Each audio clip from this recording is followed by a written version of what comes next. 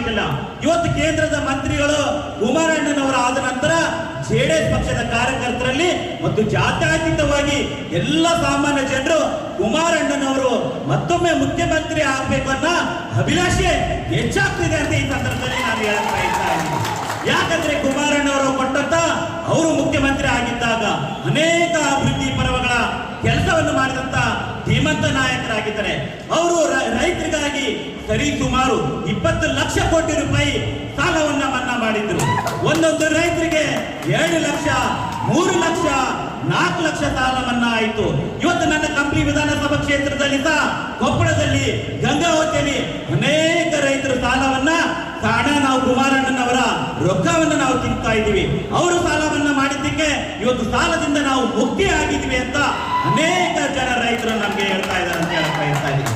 ಅದೇ ರೀತಿ ಬೀದಿ ಬದಿಯ ವ್ಯಾಪಾರಿಗಳು 50,000 ರೂಪಾಯಿ ಸಾಲವನ್ನ ಕೊಟ್ಟಂತ ಧೀಮಂತ ನಾಯಕರು ನಮ್ಮ ಕುಮಾರಣ್ಣನವರು. ಅಂತ ಧೀಮಂತ ನಾಯಕರು ಪಡೆದಂತ ಪಕ್ಷ ಜೆಡಿಎಸ್ ಪಕ್ಷ ಅಂತ ಈ ಸಂದರ್ಭದಲ್ಲಿ ನಾನು ಹೇಳಕ್ಕೆ ಬಯಸ್ತಾ ಇದ್ದೀನಿ ಬಂಧುಗಳೇ. ಇವತ್ತು ಕುಮಾರಣ್ಣನವರ ನೇತೃತ್ವದಲ್ಲಿ ರಾಜ್ಯಾದ್ಯಂತ ಜೆಡಿಎಸ್ ಪಕ್ಷ ಸದಸ್ಯತ್ವ ಅಭಿಯಾನ ನಡೆಸ್ತಾ ಇದೆ. ಇವತ್ತು ಕುಮಾರಣ್ಣನವರ ಹಾದಿಯಲ್ಲಿ ನಮ್ಮ ನಿಖಿಲ್ ಕುಮಾರಸ್ವಾಮಿ ಅವರು ಸಹ ಅದೇ ರೀತಿ ಕೆಲಸವನ್ನ ಮಾಡ್ತಾ ಇದ್ದಾರೆ.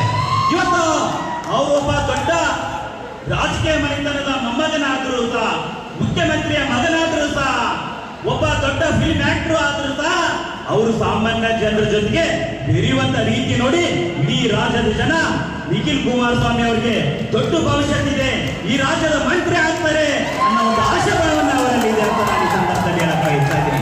ಯಾಕಂದ್ರೆ ಈ ತರದ ಯುವಕರು ಬೇಕಾಗಿದೆ. ಈ ರಾಜ್ಯಕ್ಕೆ ಇಂಥ ನಾಯಕರ ಅವಶ್ಯಕತೆ ಇದೆ. ಜಾತ್ಯತೀತವಾಗಿ ಎಲ್ಲರನ್ನ ಅಪ್ಪಿಕೊಳ್ಳುವಂತ ನಾಯಕ ನಮ್ಮ ನಿಖಿಲ್ ಕುಮಾರಸ್ವಾಮಿ ಅವರು ಅಂತ ಈ ಸಂದರ್ಭದಲ್ಲಿ ನಾನು ಹೇಳಕ್ ಬಯಸ್ತಾ ಇದ್ದೀನಿ. ಇವತ್ತು ಅವರ ನೇತೃತ್ವದಲ್ಲಿ ಕಲ್ಯಾಣ ಕರ್ನಾಟಕ ಭಾಗದಲ್ಲಿ ಜೆಡಿಎಸ್ ಪಕ್ಷ ಸದೃಢ ಆಗೋದ್ರಲ್ಲಿ ಯಾವುದೇ ಸಂಶಯ ಇಲ್ಲ ಅಂತ ಈ ಸಂದರ್ಭದಲ್ಲಿ ನಾನು ಹೇಳಕ್ ಬಯಸ್ತಾ ಇದ್ದೀನಿ. ದಯಮಾಡಿ ನಿಖಿಲ್ ಅಣ್ಣ ಅವರೇ, ನನಗೆ ಒಂದು ಮನವಿಯನ್ನು ಮಾಡ್ತಾ ಇದ್ದೀನಿ. ಕಲ್ಯಾಣ ಕರ್ನಾಟಕ ಭಾಗದಲ್ಲಿ ತಾವು ಅತಿ ಹೆಚ್ಚು ಈ ಭಾಗಕ್ಕೆ ಹೆಚ್ಚಿನ ಒತ್ತು ಕೊಡ್ರಿ.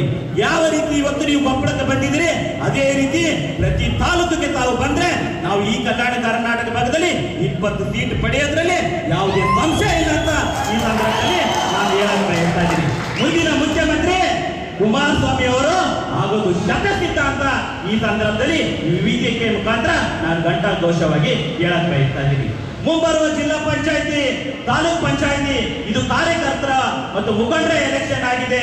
ನಾವು ನಿಖಿಲ್ ಅಣ್ಣನವರಿಗೆ ಮನವಿ ಮಾಡ್ತಾ ಇದ್ದೀನಿ. ಪ್ರತಿ ವಿಧಾನಸಭಾ ಕ್ಷೇತ್ರದಲ್ಲಿ ಕನಿಷ್ಠ ನಮಗೆ 3 ರಿಂದ 4 ಜಡ್ಪಿ ಟಿಕೆಟ್ ಅನ್ನ ಕೊಡಿಸುವಲ್ಲಿ ತಾವು ಪ್ರಮುಖ ಪಾತ್ರ ವಹಿಸಬೇಕು. ಯಾಕಂದ್ರೆ ಇವತ್ತು ಕಾರ್ಯಕರ್ತರ ಅಧಿಕಾರಕ್ಕೆ ಬಂದ್ರೆ ನಾವು MLA ಆಗೋದ್ರಲ್ಲಿ ಯಾವುದೇ ಸಂಶಯ ಇಲ್ಲ ಅಂತ ಈ ಸಂದರ್ಭದಲ್ಲಿ ನಾನು ತಮಗೆ ಮನವಿ ಮಾಡ್ತಾ ಇದ್ದೀನಿ. ಅದೇ ರೀತಿ ಕೊಪ್ಪಳದಲ್ಲಿ ನಮ್ಮ ಸಿ ವಿ ಚಂದ್ರಶೇಖರ್ ಅವರಿಗೆ ತಾವು ಬಲಪಡಿಸಬೇಕಾದ ಅನಿವಾರ್ಯತೆ ಇದೆ. ಯಾಕಂದ್ರೆ ಟಿವಿ ಅವರು ಸದಾ ಜೆಡಿಎಸ್ ಪಕ್ಷದ ಬಗ್ಗೆ, ಅವರ ಚಿಂತನೆ ಬಗ್ಗೆ, ನಮ್ಮ ಕೊಪ್ಪಳ ಜನದ ರೈತರ ಬಗ್ಗೆ, ಬಡವರ ಬಗ್ಗೆ, ದೀನ ದಲಿತರ ಬಗ್ಗೆ, ಎಲ್ಲರ ಬಗ್ಗೆ ವಿಶೇಷವಾದ ಒಂದು ಕಾಳಜಿ ಇಟ್ಕೊಂಡು ಒಂದು ಕೊಪ್ಪಳವನ್ನ ಮಾದರಿ ನಗರವನ್ನ ಮಾಡಬೇಕು. ದೂರದೃಷ್ಟಿಯ ನಾಯಕತ್ವ ಅವರಲ್ಲಿದೆ.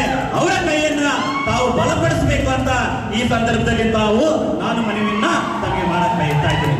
ಅದೇ ರೀತಿ ಯುವ ಘಟಕದಿಂದ ಇಡೀ ರಾಜ್ಯಾದ್ಯಂತ ಇವತ್ತು ನಿಮ್ಮ ನೇತೃತ್ವದಲ್ಲಿ ಬಹಳಷ್ಟು ನೀವು ಪಾದಯಾತ್ರೆ ಯಶಸ್ವಿ ಮಾಡಿದಾಗ ಬಹಳಷ್ಟು ಜನ ನಮ್ಮ ಕಲ್ಯಾಣ ಕರ್ನಾಟಕದ ಭಾಗದ ಜನ ನನಗೆ ಫೋನ್ ಮಾಡ್ತಾರೆ, ಅಣ್ಣ ನಿಖಿಲ್ ಅಣ್ಣನವರು ಎಷ್ಟು ಆಕ್ಟಿವ್ ಆಗಿದ್ದಾರೆ, ಎಷ್ಟು ಜನರನ್ನು ಹಚ್ಕೊಳ್ತಾ ಇದ್ದಾರೆ, ಎಷ್ಟು ಪ್ರೀತಿಯಿಂದ ಮಾತಾಡ್ತಾರೆ.